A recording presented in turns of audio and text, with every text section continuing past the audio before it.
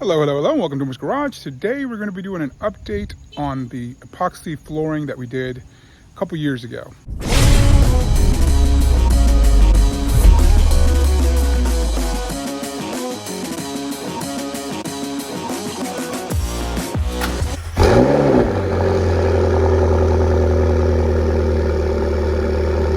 All right, so 2 years ago I installed the Rustoleum RockSolid floor coating. So it's been over 2 years. I've been using, using my garage every day. So I have the Tesla Model X that usually sits on this side of the garage. And then I have the McLaren, MP4 12C that sits on the other side of the garage. Now, obviously the McLaren doesn't go in and out as often as the Tesla does, but the Tesla comes out every day. So that's where you're gonna see a lot more of the usage. So I just wanted to do a quick update to show you how the floors held up and any other tips that I've learned ever since then. So I just want to start out by showing you the flooring. So that's the shape of it. It's dirty. I haven't cleaned it up or anything, just as it is. And obviously, the side where the McLaren's at is definitely cleaner.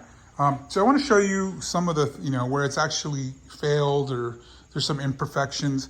But for the most part, the floor has held up really well. This is the only thing that you can kind of see. I don't know if I needed more coatings, if I needed to prep the floor a little better, but you can see there's definitely some flaking here. You can't really tell when you're looking at the garage. So you'll see where the tires normally sit. You'll see a little bit of flaking, but it's nothing too major. Here's just a little bit as well. So it's where the tires sit. This side doesn't have any that I can see, so I'm thinking maybe it was something where maybe the coating was just thicker on this side. But looking at the McLaren side, I'm trying to see if there's any flaking going on at all. I don't see anything. A little bit right there, little spot. So I'm not sure if you can touch these things up, but for the most part, the flooring has held up pretty well. So just from my experience, there was an additive, it's kind of like a sand that you can put in it to make it less slippery. The flooring so far, it is slippery when there's water, there's a puddle of water, so you have to be careful with your shoes. One thing that happened to me, this is the only time I ever had an issue. It was one day I left something in the car and I was kind of running out here to grab it.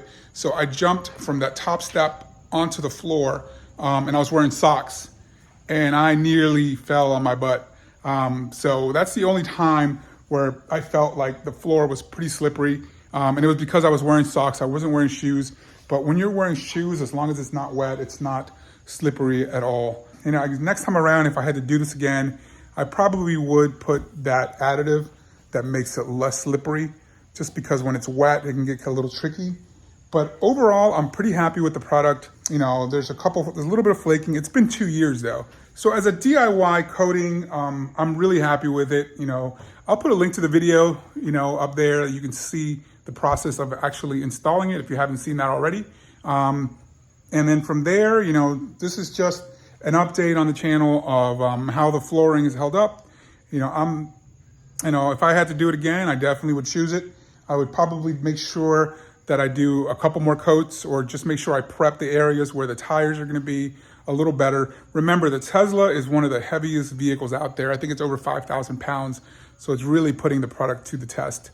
So that's gonna be it for today. It's a quick video just talking about and giving you an update on the flooring and how it's held up. Well, hopefully this helps you out. If you haven't subscribed yet, please subscribe. We got over 5,000 subscribers now. The channel is growing and I got a lot of videos coming out.